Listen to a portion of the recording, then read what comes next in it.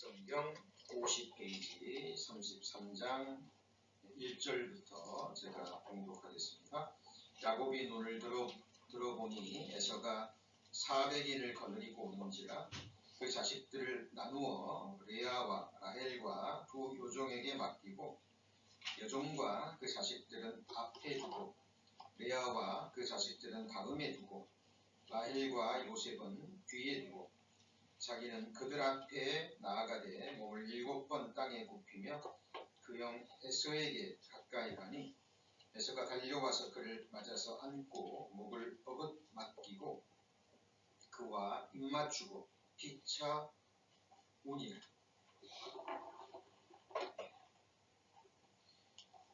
어제 토요일 저녁에 우리 EM 청년들과 함께 화상 예배를 드리면서 하나님 앞에 참 감사의 마음이 올라왔습니다. 그 말씀의 주제가 하나님이 주신 소망이었습니다. 우리가 늘 알고 믿고 우리 마음에 새겨진 말씀이지만 함께 모여서 예배를 드리면서 다시 한번 그 소망의 말씀들을 확인할 때 참으로 벅찬 감사와 감동과 소망의 마음이 올라왔습니다.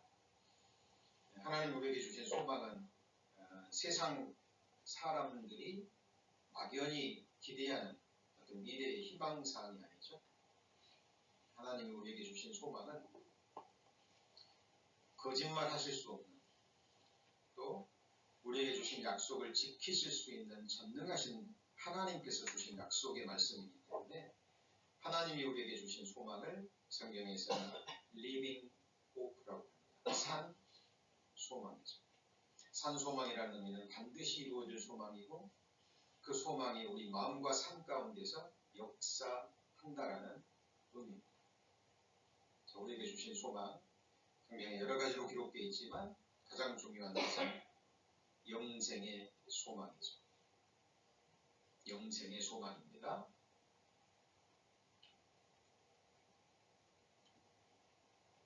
그리고 그 영원한 생명이라는 의미가 성경에 두 가지의 영생이 나오는 거 아시죠? 구원받지 못한 사람들도 영원히 사는 거 아시죠? 구원받지 못한 사람들도 부활의 몸을 입는 거 아시죠?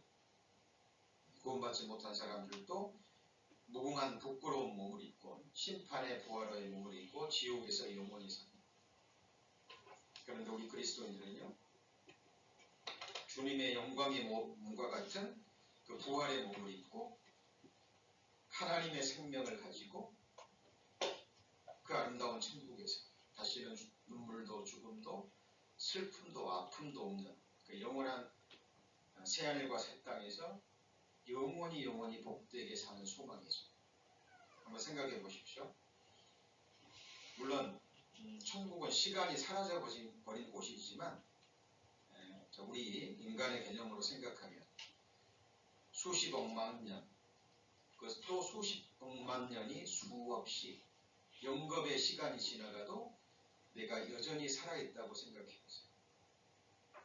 그것도 그냥 사는 것이 아니라 영광스러운 나라에서 하나님과 하나님의 백성들과 함께 영원히 복된 사랑의 교제를 나누면서 영원히 살아간다라는 그 소망을 한번 생각해 보시죠. 그것이 우리의 막연한 기대가 아니잖아요. 우리가 하나님 앞에 요구한 것도 아니고 부탁한 것도 아니고 하나님께서 우리에게 우리를 너무 사랑하시기에 우리에게 일방적으로 주신 약속의 말씀입니다. 자, 그래서 저희들 이 흙에 속한 몸을 입고 이 세상에 살아가는 7, 80의 생애는 영원이라는 그 삶에 비하면 순간의 의미도 지니지 못합니다. 그리고 우리 경험했잖아요. 이 세상에서 누릴 수 있는 즐거움, 부귀 영화, 어떤 즐거움도 천국의 기쁨에 비하면 쓰고움에 불과합니다. 잠시 지나가 버리는 거죠. 이것저것 소유해 봤지만 잠시 우리의 마음을 위안을 줄 뿐, 또 조금 지나면 우리가 소유하고 있는 것들이 정말 아무것도 아니라는 것을 깨닫게. 그래서 특별히 지금 팬데믹으로 인해서 저희들 여러 가지 어려움과 고난을 겪고 있고, 또 육신을 입고 이 세상을 살아간다는 것 자체가 모세가 언급했던 것처럼 수고와 슬픔뿐입니다. 그래서 저희들 하나님의 말씀을 배우면서 하나님이 우리에게 주신 소망이 무엇인지 확인하시면서 그 소망을 품고 정말 이 세상을, 그리고 우리의 육신과 우리의 죄성을 넉넉히 이겨가는, 참으로 승리하는 그리스도인이 되시기를 축원합니다. 영생의 소망일 뿐만 아니라 앞에 있는 소망이고 위를 향한 소망이죠. 오늘도 우리가 말씀을 배워가시면서 우리를 책망하는 말씀도 있을 겁니다. 우리의 마음속에 깊은 것을 드러내주는 말씀도 있어요. 그러나 하나님이 그렇게 하시는 것은 우리를 결국은 하나님 안에서 완전한 자로 세우기 위함입니다. 우리 앞에 달려있는 골로새서 1장 28절이 우리 처치 에브리원이 존재해야 되는 이유와 목적을 담고 있는 미션에 해당되는 말씀이죠. 우리가 그를 전파해요. 예수 그리스도가 전파되는 거죠. 그리고 각 사람을 권하고 각 사람을 모든 지혜로 가르치면 각 사람을 그리스도 안에서 완전한 자로 하나님 앞에 세우기 위함. 그를 위해서 우리가 이렇게 함께 모여 예배드리고 서로를 위해서 기도하고 또 기쁨과 슬픔을 함께 나누는 저희들 이 복된 신앙생활을 하고 있는 것입니다. 오늘은 창세기 33장에 나와 있는 야곱이 이제 에서를 만나는 클라이막스, 가장 위기의 순간에 대해서 함께 배우게 될 것입니다. 야곱의 길 7번째 시간이지만 제가 부제로 하나님의 성실하심과 야곱의 거짓됨이라는 부제를 알아봤습니다. 몇 년 전에 제가 논문을 쓰기 위해서 도서관에서 책을 고르다가요, 그 눈에 띄는 재미있는 책의 제목이 눈에 확 들어갔습니다. 그 켄터키 대학의 한 교수님이 쓴 책인데 제목이요, 재밌습니다. 샘통의 심리학. 뭐의 심리학이라고요? 샘통의 심리학인데요. 부제가 타인의 몰락과 고통을 즐기는 은밀한 본성이라는 부제가 붙었습니다. 그리고 유명한 정치인의 춤은 잘나가던 연예인, 잘 나가는 그런 운동선수들이 어떤 한 가지 사건에 의해서 한순간에 몰락하죠. 사회적으로 내장이 되어버리는 그런 소식을 접할 때마다 대부분의 많은 사람들이 그거 참 안 됐다라는 생각보다는 표현은 잘 안 하지만 저 깊은 곳에서 그거 참 쌤통이다라고 판단하는 거죠. 그러면서 왜 타인의 불행을 곱씹을수록 그렇게 우리 마음속에 통쾌함이 올라옵니까? 라는 질문으로 그 책이 시작합니다. 그래서 제목이 너무 재밌어서 서서 한 10여 분간 프롤로그 넘겨서 읽어본 기억이 납니다. 자, 그 심리학자가 하나님을 믿는 사람이고 성경을 아는 사람인지는 모르겠어요. 그러나 학자이기 때문에 하나님이 주신 이성으로 또 자기가 공부한 그 전문 분야의 책들을 통해서 인간 속에 들어있는 그 깊은 부분을 끄집어내고 있고, 그리고 그것이 성경과 하나님이 말씀하시는 부분과 맞다라는 것은 분명한 사실입니다. 하나님도 우리 마음속에 깊은 걸 보셨죠? 그리고 만물 가운데 가장 부패하고 더러운 것이 뭐라고 얘기합니까? 네? 내 마음이라고. 사람의 마음이라고 이야기합니다. 하나님은 이미 이걸 보셨고 기록하시고, 우리는 또 태어나서 살아가면서 또 우리 특별히 구원받고 이제 성경을 배워가면서 나에 대해서 정확하게 알아가게 됩니다. 하나님을 알고 자기를 아는 지식에서 살아가게 되면 이제는 자기를 의지하는 게 아닙니다. 자기 능력, 자기 지식, 자기 삶의 경험, 자기가 가지고 있는 명예, 권세, 부, 건강 이런 것들을 의지하는 것이 아니라 더욱더 성경의 하나님, 살아계신 하나님만을 의뢰하는 쪽으로 우리의 마음이, 우리의 시선이 넘어갑니다. 지금 우리가 살고 있는 시대는 온 세상의 뉴스를 이 셀폰 하나로, 클릭 하나로 접할 수 있는 인터넷 시대입니다. 그래서 지구상에 있는 그런 소식들이 우리 눈앞에서 실시간으로 확인이 되잖아요. 그리고 아까 말했던 것처럼 그런 유명인들의 추문이나 어떤 사건을 접하게 되면 그 사건 기사가 난 밑에 댓글들 한번 읽어보셨죠? 심한 표현으로 말하면 응단 폭격이 쏟아집니다. 물론 공인입니다. 세상에 영향력을 지닌 공인이기 때문에 그들은 더더욱 조심하는 것이 맞죠. 왜냐하면 그들의 어떤 범죄와 생각, 행동 하나가 많은 영향력을 끼치기 때문에. 그런데 그런 부분은 이해가 됩니다. 그런데 문제는 세상 사람들이 그런 사건을 보면서 위로를 받고 그리고 그런 사람들과 비교하면서 나는 저 사람들처럼 위선적이지 저 사람처럼 유명한 사람은 아니고 저 사람처럼 권세와 명예와 부가 있지는 않지만 저렇게까지 위선적인 삶을 살지는 않는다라고 자신을 위안하고 그들과 차별을 두게 됩니다. 문제는 성경적으로 보면 그런 부분이 문제가 됩니다. 이게 무슨 말이냐면 사람들은 세상 사람들, 악한 사람들을 보고 그런 범죄자들을 보고 나는 저 사람들보다는 선해. 나는 저런 악한 죄를 범하는 사람보다는 괜찮은 사람이야.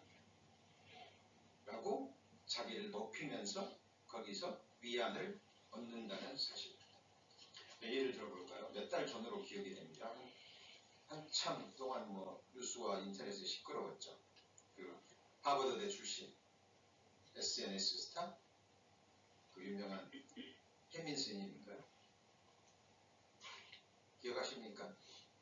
네. 하버드대 나왔으니까 유명한 사람이겠죠. 대학에서 강단에서 섰다라고 그럽니다. 그런데 스님이 돼가지고 그 무소유의 행복이라는 그 말을 하면서 사람들의 마음을 얻었던 스님이죠. 근데 이제 이 사람이 스타가 되다 보니까 강연도 많이 다니고 책도 쓰는 것마다 베스트셀러가 돼가지고 300만 권 이상이 팔렸다 그래요. 책을 써가지고 수십만 권만 팔려도 굉장한 그 인세가 들어옵니다. 300만 권이면 굉장히 큰 돈이 들어오는 거죠. 그리고 한번 강연할 때마다 500에서 1000 가까이 받았다 그래요. 근데 1년 내내 일주일에 두세 번, 서너 번씩 어떨 때는 불로 몇 년 동안 그렇게 강연시켜주고 있어요. 그리고 사람들에게 도움을 준다는 명목으로 명상의 어떤 그 프로그램도 하고 앱도 만들고 그래가지고 돈을 굉장히 많이 벌었나 봐요. 스님이니까 무소유를 강조했던 사람이니까 그런 돈을 가지고도 불자들을 위해서 쓰겠지라고 사람들은 믿었겠죠. 스님이 좋은 일 하면서 막 드러내고 하진 않잖아요. 그랬는데 어느 날 사건을 통해서 그 실상이 드러났죠. 남산이 보이는 곳에 좋은 집을 가지고 있고 뉴욕 브루클린에도 아파트를 가지고 있고 그리고 하는 사업마다 다 이익을 얻는 비즈니스를 해서 그 사람들의 질타를 받았어요. 그러면서 사람들은 나는 저 사람 같지는 않아. 돈을 사랑하고 나도 탐욕이 있지만 저런 사람은 아니야 라고 위안을 합니다. 그런데 우리가 정말 성경을 통해서 알아야 될 것이 뭐냐면 하나님이 말씀하시는 것은 우리의 비교 대상은 사람이 아니라. 하나님께서 여러분을 심판하시고 판단하실 때 누구를 기준으로 판단하세요? 하나님 자신. 내가 거룩하니 너희도 거룩하니.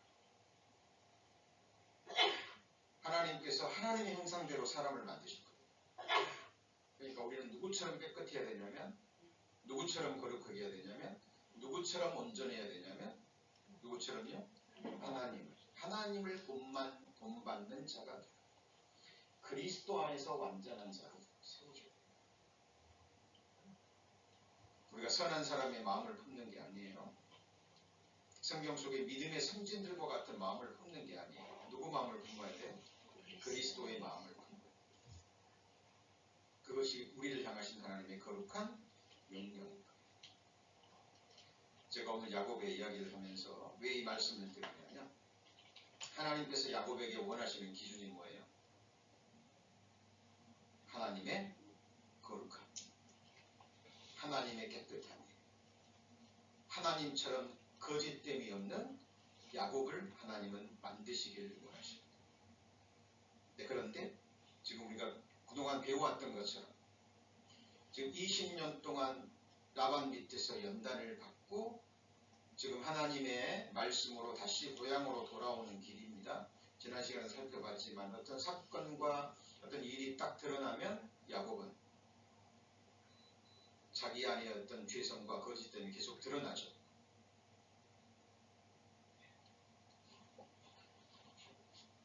여기 하나님 말씀을 보겠습니다. 여기 보면 나의 깨달은 것이 이것이라 곧 하나님이 사람을 정직하게 지으셨으나 사람은 뭘 했죠? 많은 꾀를 낸 것입니다. 야곱이 꾀돌이죠. 간교한 자잖아요. 간사한 자. 자기 유익을 위해서는 온갖 생각과 행동을 하는 그런 사람. 그런데 하나님께서 첫사람 아담을 처음부터 이렇게 거짓되게 안 지었죠. 아담이 범죄하기 전에는 하나님은 아담을 어떻게 지으셨어요? 정직하게, 깨끗하게, 거룩하게 지으셨어요. 다만 로봇으로 짓지는 않았어요. 사랑의 짝으로 지었기 때문에 하나님과 같은 인격과 자유의지를 주신 거죠. 그러니까 하나님 말씀에 순종할 수도 있고, 하나님 말씀에 뭐 할 수도 있고요, 불순종할 수도 있는. 자, 그런데 아담이 거짓의 아비, 처음부터 범죄하고 처음부터 거짓말한 거짓의 아비 사탄의 말을 선택함으로 거짓된 자가 된 거예요. 그리고 저와 여러분은 누구 속에 있었죠? 아담의 허리 속에 있었어요. 하나님은 첫사람 아담을 통해서 모든 사람을 보십니다. 이게 하나님의 관점이에요. 자, 그래서 하나님이 사람을 정직하게 지으셨지만 첫사람 아담부터 많은 꾀를 내고 죄를 범했고, 그 아담의 후손으로 태어난 모든 인생들이 동일한 생각과 그런 죄악된 마음을 품고 살아갑니다. 야곱도 예외가 아니죠. 다만 야곱에게는 그 특성이 더욱더 두드러져 드러날 뿐입니다. 그래서 우리가 야곱의 생애를 살펴볼 때 정도의 차이는 있지만, 그죠? 네, 결국 누구의 모습이에요? 아담의 후손인 우리의 모습을 성경은 드러내고 있는 겁니다. 여러분, 죽은 파리가 향기름으로 악취가 나게 하는 것 같이 적은 우매가 지혜와 종기로 어떻게 하죠? 피하게 하는 거예요. 맞는 이야기죠. 사람은 이런 존재예요. 사람의 인격이라는 것은 이런 존재예요.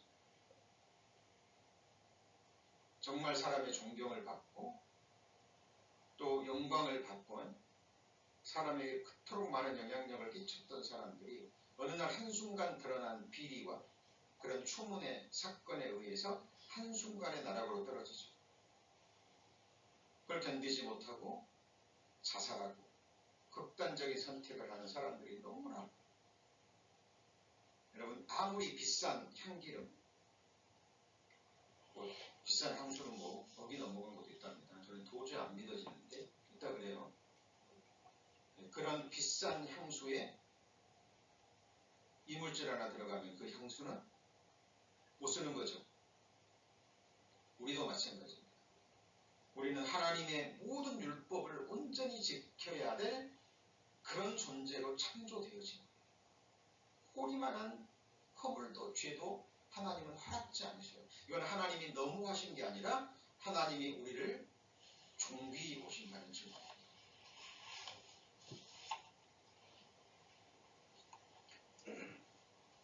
그래서 아담의 그 한 가지 범죄가 온 인류를 더럽혀요.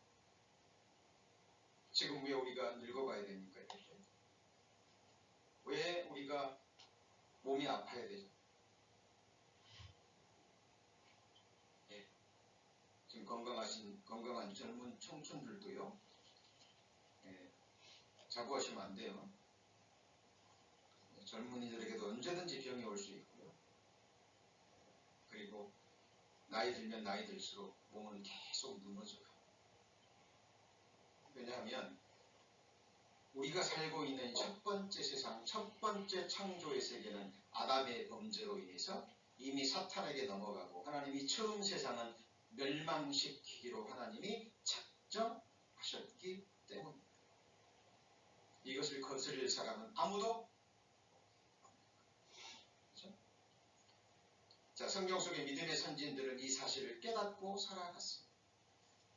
내가 경급 중에 이르기를 모든 사람은 거짓말장이라. 사람은 다 거짓되되 오직 누구는요? 하나님은 참되십니다. 기록된 바 의인은 없나니 하나도 없습니다. 그런데 성경의 하나님은 참되시고 성경의 하나님은 정직하시고 성경의 하나님은 진실하십니다. 성실하십니다. 신실하십니다. 지금 야곱의 생애를 공부하면서 야곱을 다스리시는 하나님의 성실하심을 우리는 그동안 배웠고 오늘 말씀을 통해서도 배울 겁니다. 여러분, 하나님은 우리에게 정말 진실되십니다. 진실함을 영원히 지키십니다.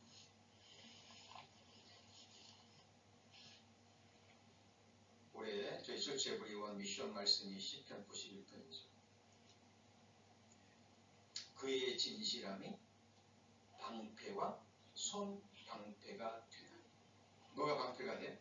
진실함. 그의 진실하심. 가끔 제 생애를 돌아보면서 묵상하면서 인생의 고비고비마다 위기의 순간마다 하나님께서 제게 정말 늘 진실되셨습니다. 깨닫고 지금도 그러시고 앞으로도 그러실 겁니다. 제가 그 모습을 볼 때마다 저는 하나님께 거짓된 모습을 보이고 때로는 하나님 앞에 패역한 삶을 살 때도 하나님은 나를 기다려주시고 그리고 제가 돌이키지 않으면 하나님이 치시기도 하시고 이러저러한 모습으로 고난도 주시고 근데 그 모든 모습이 돌아보면 저를 향한 하나님의 진실하신 모습, 성실하신 모습. 주께서 나를 괴롭게 하시는 주의 성실하심으로 말미암음이니이다. 하나님이 나를 때를 따라 괴롭게 하신 것은 나를 사랑하시기 때문에 나를 향한 신실하심을 지키시기 때문에 주시는 것. 자, 오늘 야곱의 이 생애를 통해서도 그 부분을 확인할 겁니다. 자, 에서를 만났습니다. 이제 그리고 지난 시간에 배웠던 것처럼 야곱이 약복 강가에서 환도뼈가 위골되면서 이름이 바뀌었죠. 이스라엘로 바뀌었죠. 그리고 하나님의 축복을 약속받았습니다.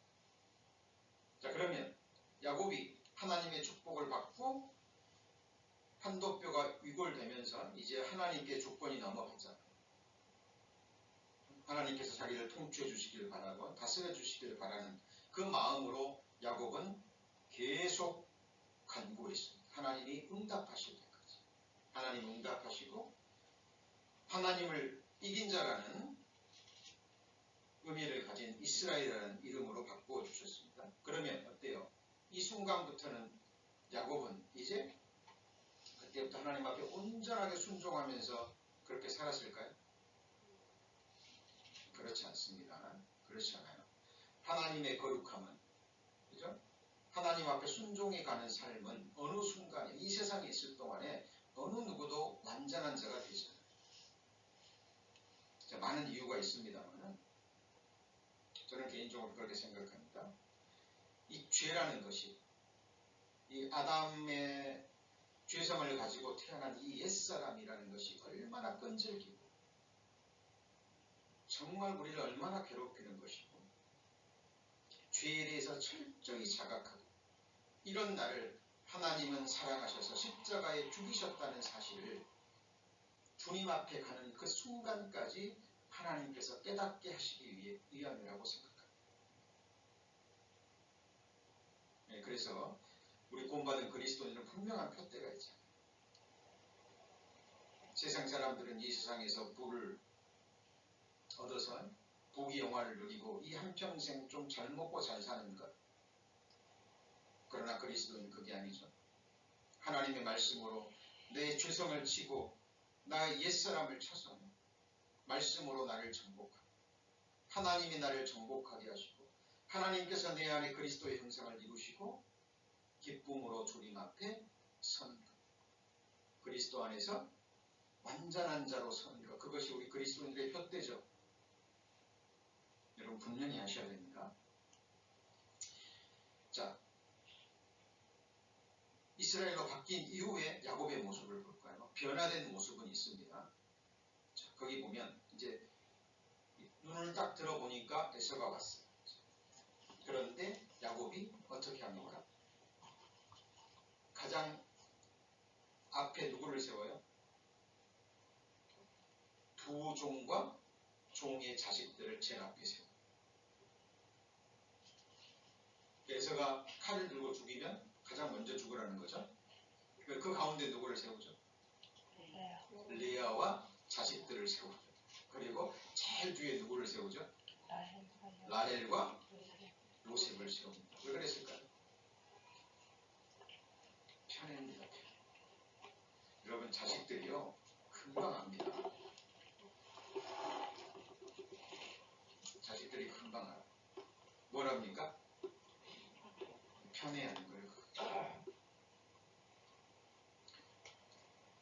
이 두 여종과 두 여종의 자식들이 제일 앞에 세우면서 그 마음에 어떤 생각이 들었을까요? 안 들었을까요? 네, 당연히 듭니다. 여러분 야곱의 12아들 중에 야곱이 요셉을 제일 사랑했죠. 그러니까 나머지 자식들이 다 알잖아요. 아버지가 야곱만 요셉만 사랑한다. 저희 가족이 8남매입니다. 네. 딸 넷, 아들 넷이에요. 근데 네 딸 중에서 하나님이 저희 아버님이 셋째 딸을 제일 이뻐하셨던 것 같아요. 근데 아버님 말씀으로는 몸도 약했나 봐요.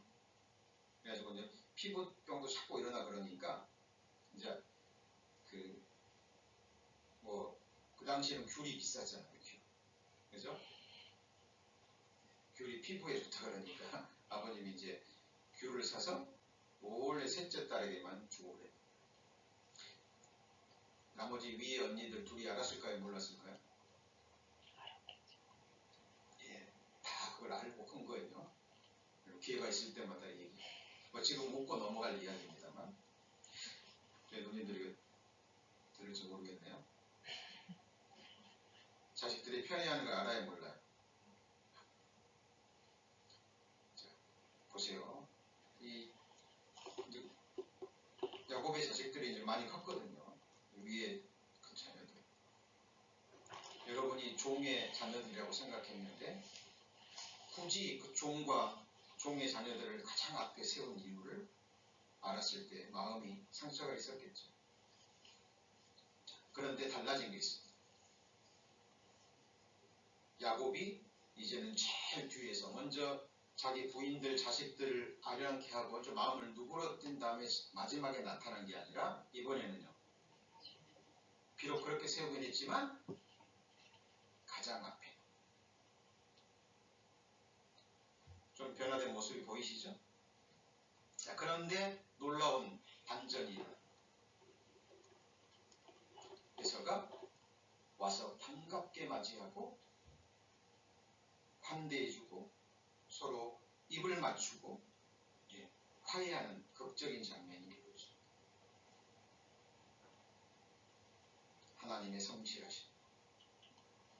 야곱의 꾀 때문에 그래요. 하나님께서 에서의 마음을 누그러뜨렸기 때문에 그랬다. 자, 하나님이 성실하시다는 것은 하나님이 야곱에게 주신 약속의 말씀에 성실하십니다. 창세기 28장 15절에 내가 어디로 가든지 너를 지키며 너를 이끌어 이 땅으로 돌아오게 할지라 내가 내게 허락한 것을 다 이루기까지 너를 떠나지 아니하리라. 돌아오게 한다고 하고 지키게 한다고 약속하셨잖아요. 그걸 지금 그 약속하신 말씀을 충실하게 지키시는 하나님의 성실하심입니다. 그런데 그 뒤에 보면은 조금 슬픈 장면이 나옵니다. 이 에서가 야곱을 부를 때는 내 동생아라고 부르거든요. 근데 야곱은 주라고 부르고 자기를 종이라고 해요. 물론 형님이라는 말이 두 번 나옵니다만 원어에는 형님이 아니라 그 2인칭으로 의미하는 거예요. 앞에 주로 불렀거든요. 주로 부르고 그에 대한 2인칭으로 부르는 거니까 역시 주라는 의미. 또 자기를 종이라고. 그리고 7번 절. 그러니까 야곱이 얼마나 두려워했었는지. 그죠? 그러니까 철저히 자기를 낮추는. 이게 겸손해서가 아니라 살기 위해서. 야곱의 어떤 세상적인 의미의 지혜라고 볼 수 있죠. 자, 그리고 거기 보면 마음에 없는 말을 또 합니다. 하나님을 보는 것이 누굴 얼굴을 보는 것 같다고 그랬나요? 10절에 보시면 내가 형님의 얼굴을 배운 적 하나님의 얼굴을 본 것 같사오며. 진실입니까? 거짓일까요? 거짓입니다. 말은 이렇게 합니다만 여전히 야곱은 에서를 믿지 않습니다. 어떻게 할 수 있나요? 에서가 이제 돌아가자. 나랑 같이 돌아가자. 그랬더니 먼저 가소서. 나도 뒤따라 가겠나이다. 자, 라고 합니다. 에서가 살던 곳은 세일이거든요. 세일 땅으로 먼저 가소서. 나도 천천히 형 에서가 구하는 곳으로 가겠습니다. 말만 하고 가지 않았습니다. 자, 그리고 이 위기를 이제 넘어갑니다. 하나님의 도우심으로 넘어갔습니다. 자, 이 순간 이제 야곱에게 모든 장애물, 야곱이 두려워했던 모든 장애물들은 해결이 됐습니다. 라반과도 화해가 됐죠. 가장 두려워했던 것은 에서의 칼이었습니다. 그런데 그것도 이제 어찌됐든 화해를 한 거예요. 그리고 야곱이 주는 그 많은 짐승과 종들을 받고, 물론 하나님이 그 마음을 이제 녹여주셨지만 결국 화해를 했습니다. 이제 어려움이 없어졌어요. 고향으로 돌아가는데 처음으로 야곱이 하나님 앞에 서원 기도하고 단을 쌓았던 베델로 돌아가는데 이제 장애물이 있어요, 없어요?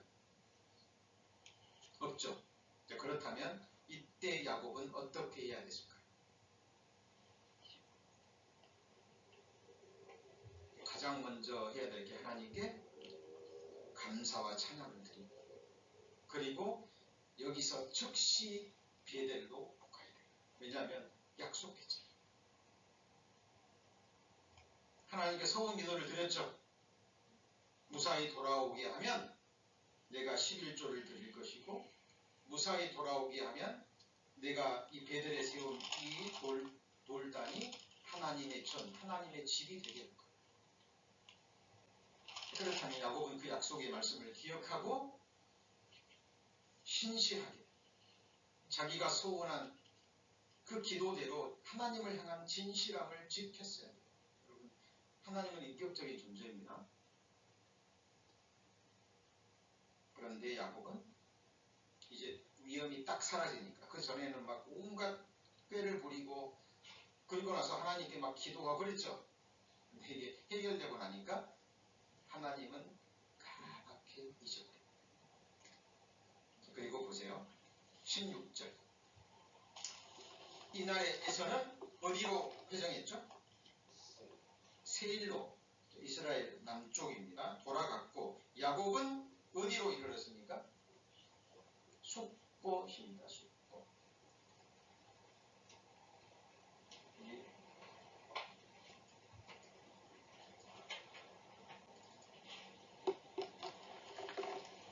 자, 이 보이십니까? 이게 너무 작아서 안 보이나요? 이게 이스라엘 지도인데요. 자, 지도인데 이게 여기가 자, 여기 보여드리겠습니다. 이게 밧단 아람입니다. 이스라엘의 북쪽이죠. 자, 밧단 아람 삼촌집에서 출발해서 자, 미스바로 왔습니다. 미스바에서 라반과 화해를 하죠. 자, 그리고 여기가 약복강이에요. 보이신 건가요? 약복강입니다. 그리고 약복강을 건너서 에서를 만났죠. 그죠? 그런데 에서와 야곱이 만나고 에서는 세일로 돌아갔어요. 세일로. 근데 야곱은 다시 약복강을 온 곳을 다시 건너서 숫곳으로 가요.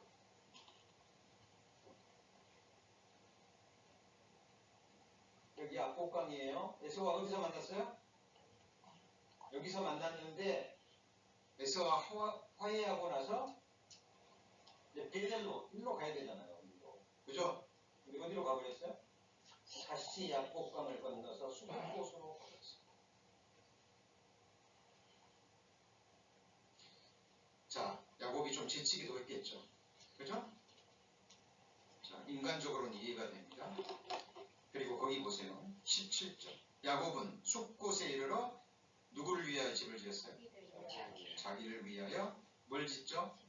집을 짓고 짐승을 위하여 우릿간을 지은 거로 그 땅 이름을 숫곳이라 하고. 자, 이게요. 우릿간이 숫곳이에요. 이게 숫곳이 원어 숫가라는 그 원어하고 비슷한 건데 중국어 성경을 번역했기 때문에 숫곳으로 번역된 거예요. 이걸 이제 성서 문학에서 말하는 언어 유희라고 얘기해요. 언어 놀이. 똑같은 말인데 지금 숫곳을 몇 번 얘기했어요? 3번 얘기해요. 숫곳에 이르러 자기를 위하여 집을 짓고 짐승을 위하여 뭘요? 우릿간. 숫곳이 우릿간이라는 의미예요. 지은 거로 그 땅 이름을 숫곳이라고 하였도다. 그러니까 성경에서 공부할 때 가장 중요한 것이 observation이에요. 관찰. 그러니까 지금 이 성경은 야곱이 하나님의 약속의 말씀을 잊어버리고 하나님께 신실치 못하고 자기를 위해서 집을 짓고 짐승을 위해서 집을 지었지만 하나님을 위한 집은요. 지었어요? 안 지었어요? 야곱이 약속했잖아요. 여러분 성경에 시편 15편인가요?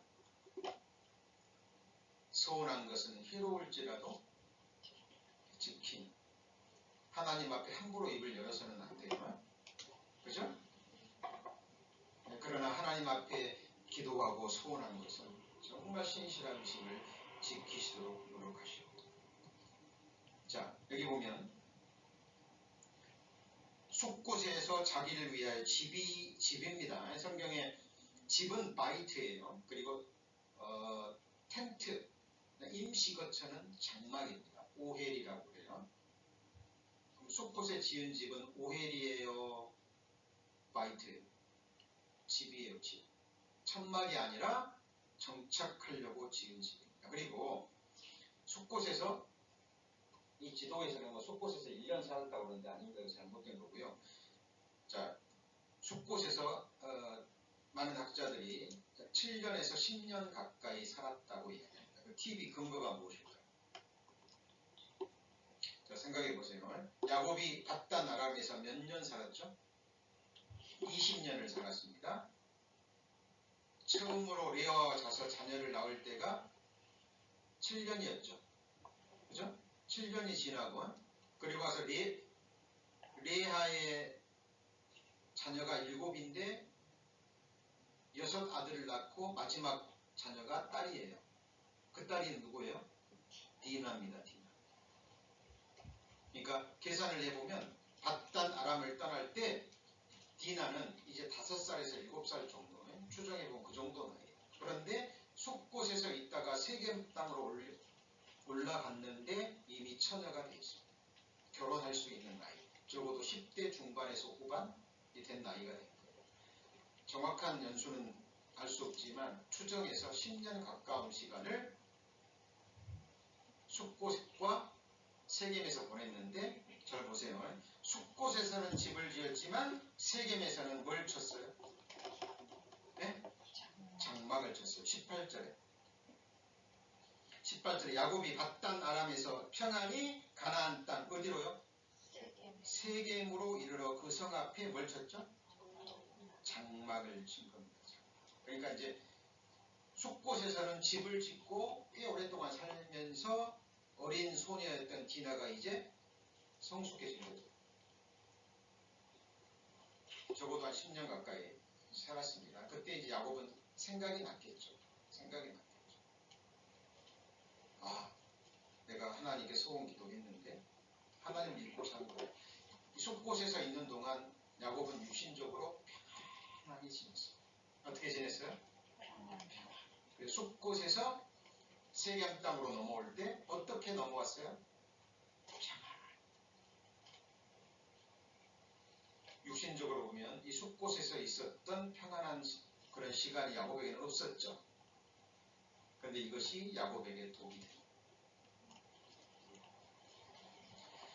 여러분 그리스도인들이요, 이 세상에 하나님이 어떤 평안의 시간, 평강의 시간을 주시기도 합니다. 그러나 그때 정말 깨어 있으시고 그리고 그 평강의 시간, 평안의 시간을 육신적으로 활용하시면 하나님이 지금 야곱을 오래 참고 계시죠. 그리고 10년 가까운 디나가 어린 소녀에서 이제 숙녀가 될 때까지가 적은 시간입니까?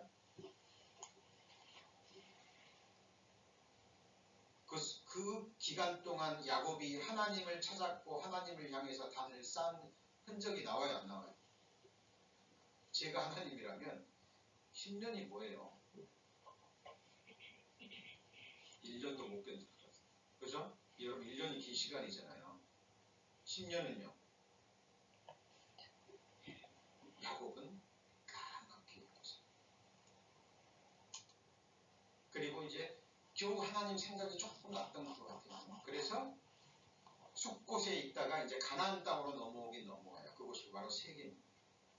그리고 세겜에서 장막을 치고 그때 단을 쌓아요. 20절. 거기 단을 쌓고 이름을 엘렐로헤이스, 이스라엘, 엘렐로헤 이스라엘. 이게 이스라엘의 하나님이라는 의미입니다. 그러니까 이제 아브라함의 하나님, 야곱의, 이삭의 하나님, 그 다음에 누구의 하나님이에요? 이스라엘의 하나님. 이스라엘이 누구예요? 자기. 약 10년 가까이 숲곳에 평안히 살다가 이제 하나님 생각이 조금 난 거예요. 그래서 우리 조상의 땅으로 돌아가야지라는 마음이 들어서 가나안 땅으로 넘어갔는데 야곱이 하나님께 소원한 베델의 땅은 아니었어요. 어디에 머물러요? 세겜에서 장막을 딱 치고 그리고 장막 친 그 땅을 돈 주고 삽니다. 왜 사요? 정착을. 감사합니다. 정착. 베델은 잊어버린 거예요. 누가요? 야곱. 처음 만났던 야곱이 정말 외롭고 힘들고 두려움에 휩싸였을 때, 돌베개를 베고 잘 때 꿈에 나타나서 사닥다리를 보여주면서 그 아름다운 복된 약속의 말씀을 주셨던 하나님을 잊어버린 거예요. 하나님을 처음 만났던, 그래서 말씀을 받았던 베델이라는 장소를 잊어버린 거예요. 그리고 자기가 드렸던 서원 기도, 나를 평안히 돌아오게 하시며 내가 하나님 내게 주신 모든 것에 11조를 드리고, 그리고 이곳이 바로 하나님의 전이 되게 하겠다 소원했어요. 근데 까맣게 잊어요. 하나님은 기억했을까요? 안 했을까요? 하나님 기억하시죠. 그리고 기다리고 있었습니다.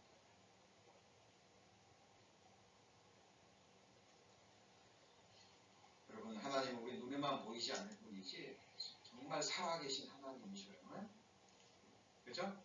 우리는 때를 따라 하나님을 잊고 살지만 하나님은 737 동안도 놓지 아니하시고 우리를 지켜보십니다. 우리를 향한 시선을 띄지 않으십니다. 우리 마음의 깊은 생각 하나하나까지도 하나님은 다 관심을 두고 지켜보고 계십니다.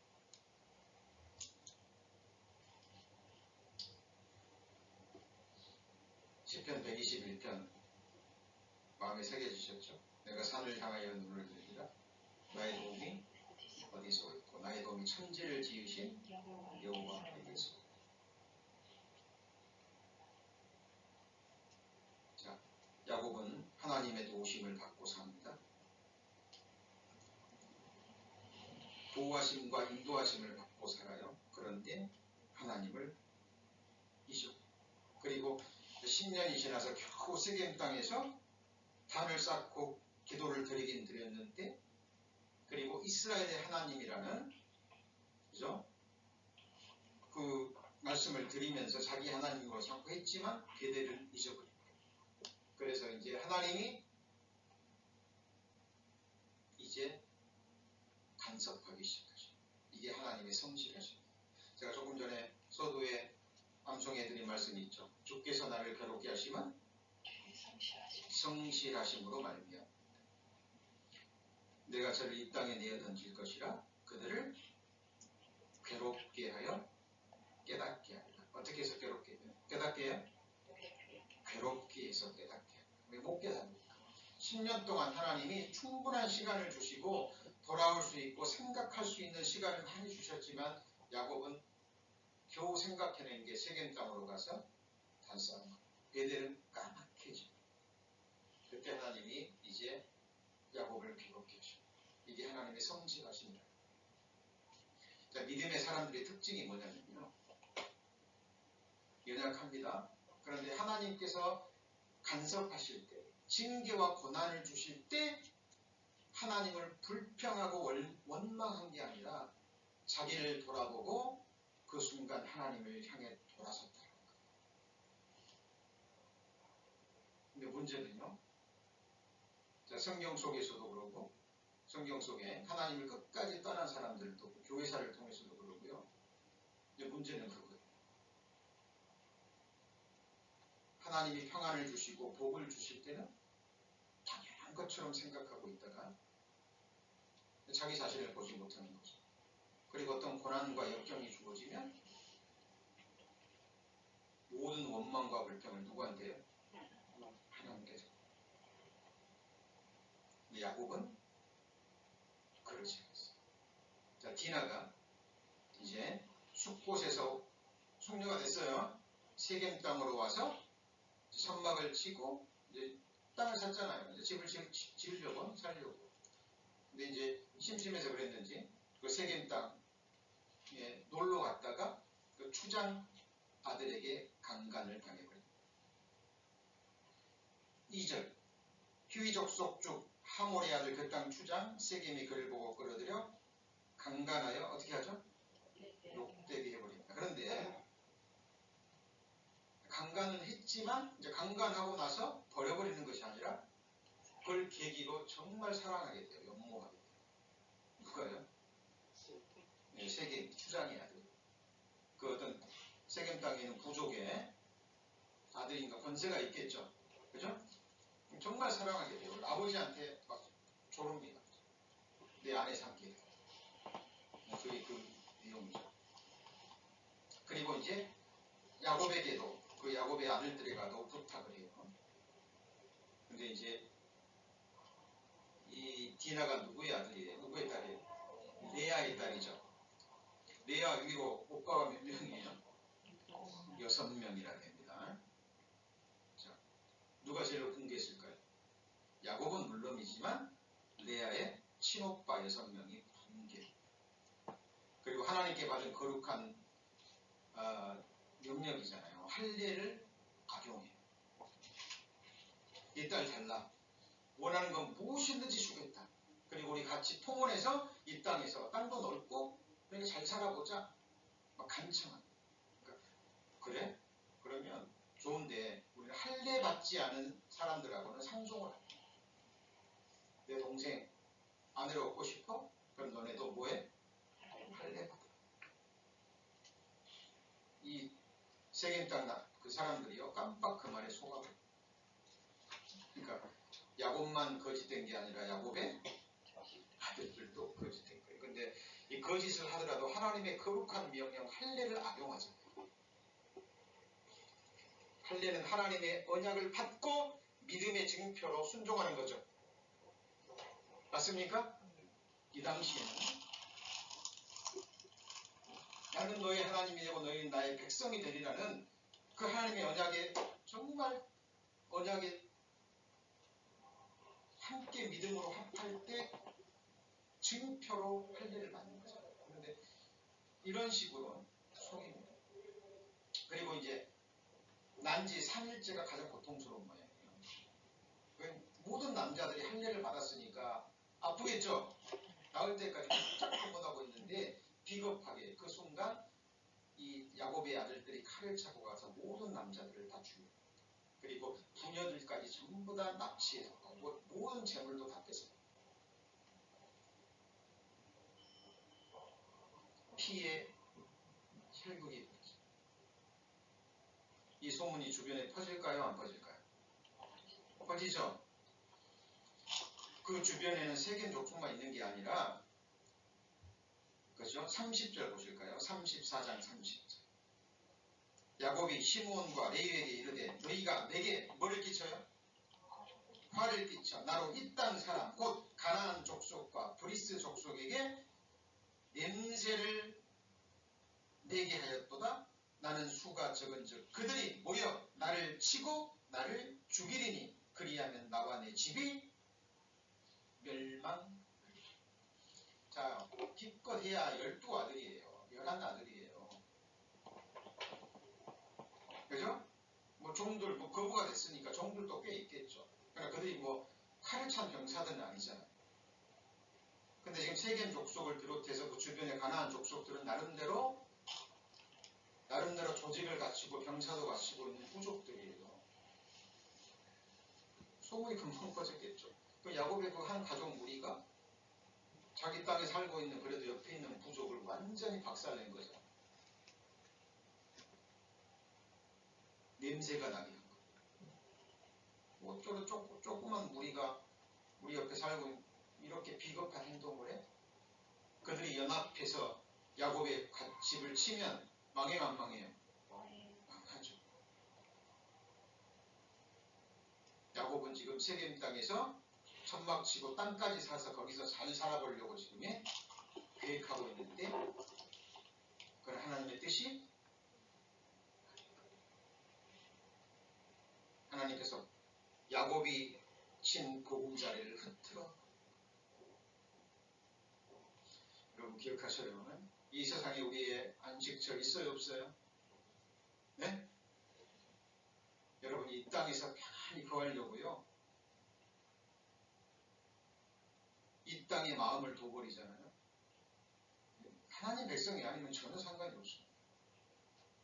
그러나 하나님의 백성이면 하나님이 얼마간 참아보시겠죠. 그리고 여러 가지로 사인을 주실 거예요.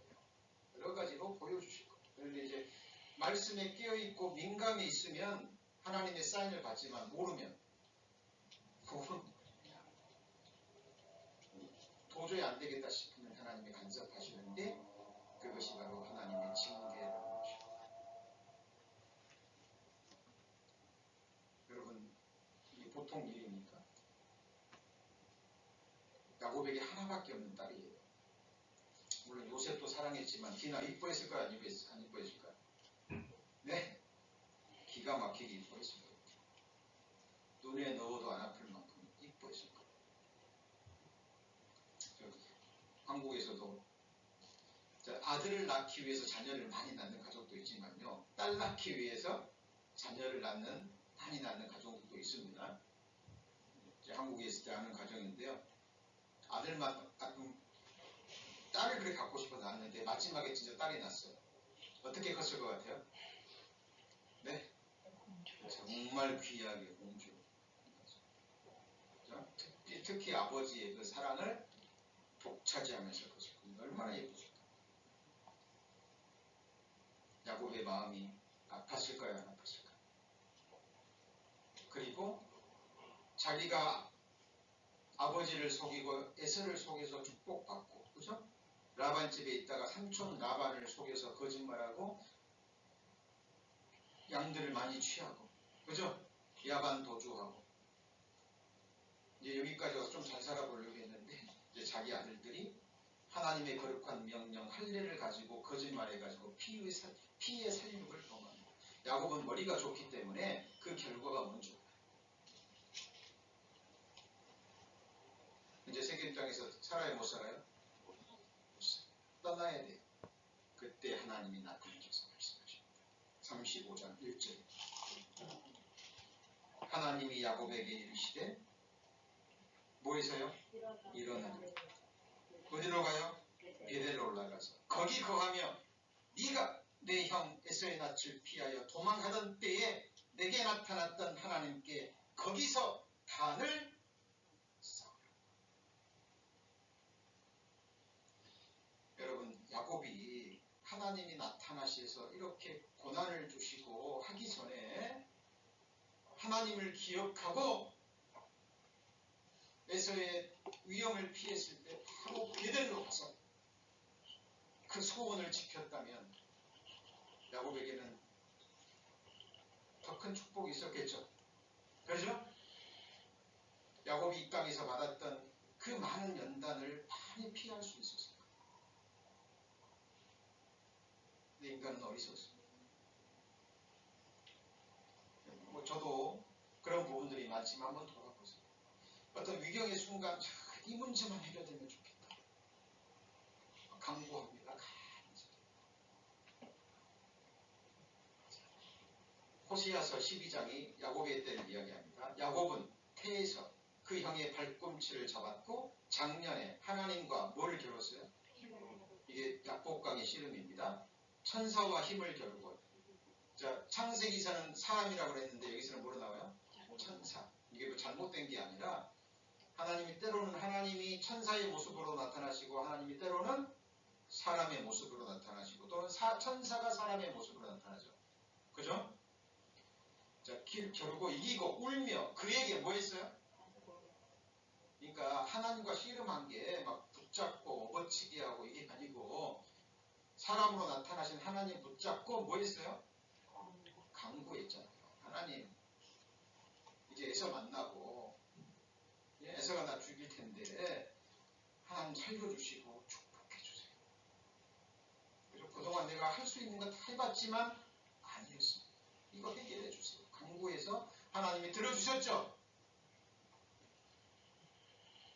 근데 까맣게 이제 그리고 하나님은 어디서를 만났어요?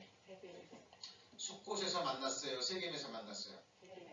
하나님은 처음 만났던 그 장소에서 야곱에게 성실하게 약속의 말씀을 지키셨던 살아계신 하나님, 전능하신 하나님 앞에 나와서 단을 쌓고 제사를 드리고 감사의 기도를 드리는 그 순간을 기다리셨다. 10년이 넘게. 안 돌아오니까 고난을 준 거죠. 근데 중요한 건 그거예요. 야곱이 믿음의 사람으로 히브리서에 기록된 많은 이유 중에 하나가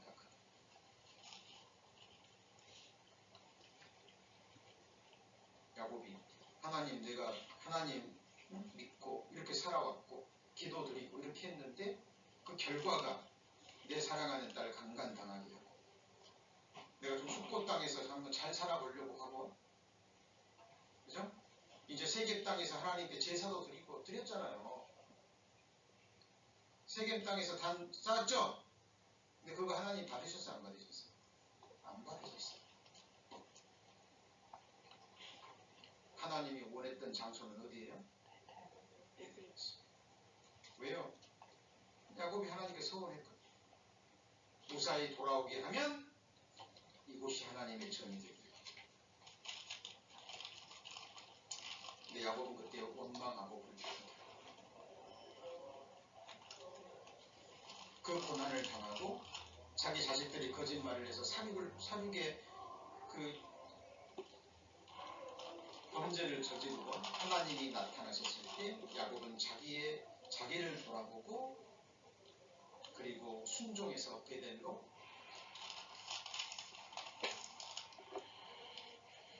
여러분 우리가 오늘 받아야 될 교훈 제가 굳이 말씀드리지 않아도 제가 이야기식으로 오늘 말씀을 드려도 성령께서 마음의 교훈과 가르침이 무엇인지 새겨주셨죠? 여러분 잊어버리시면 안 됩니다. 그런데 보세요. 이때까지 야곱의 가족들, 야곱의 종들 이방신까지 생겼다는 걸 알 수 있어요.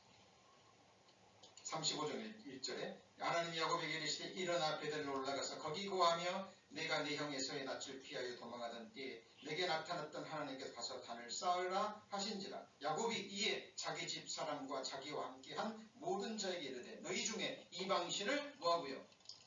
버리고 야곱 반 거예요. 자기 사람들과 자녀들과 종들과 이 사람들이 전부 다 이방신을 섬기고 우상 섬겼던 거 보고도 야곱이 얼마나 지금 타락하고 육신에 젖어서 육신적인 삶을 살았는지 아시겠죠? 그리고 이제 자기 딸이 강간을 당하고 살육을 범하자 그리고 하나님의 말씀을 듣고 야곱이 번쩍 깨어납니다.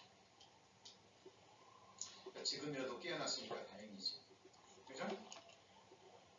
여러분 하나님을 만홀히 여기시면 안 됩니다. 내가 지금 이렇게 살면 안 되는데 근데 1년이 지나고 2년이 지나고 괜찮네? 하나님이 이거 다 하실 텐데 아무런 일도 안 일어나네? 이 정도는 괜찮을까? 여러분 누구의 속삭이냐? 하나님의 속삭. 여러분 하나님 기다리십니다. 그런데 끝이 있어요. 하나님 우리가 잘못할 때 그냥 막 징계 내리시는 분이야. 우리 스스로 우리가 돌이켜서 하나님 앞에 나오기를 참아 기다리십니다. 왜냐하면 하나님이 내리시는 징계는 무섭거든요. 근데 하나님을 만홀히 여기고 괜찮네? 아무 일도 없네? 일도 잘 되네? 그러다가 덜컥 하나님의 징계의 손이 임하면 그때는 늦은 거예요. 그때라도 돌아서야죠. 그죠? 그런데 문제는 그때 하나님께로 돌아서는 게 아니라 더욱더 세상으로 돌아서는 사람들이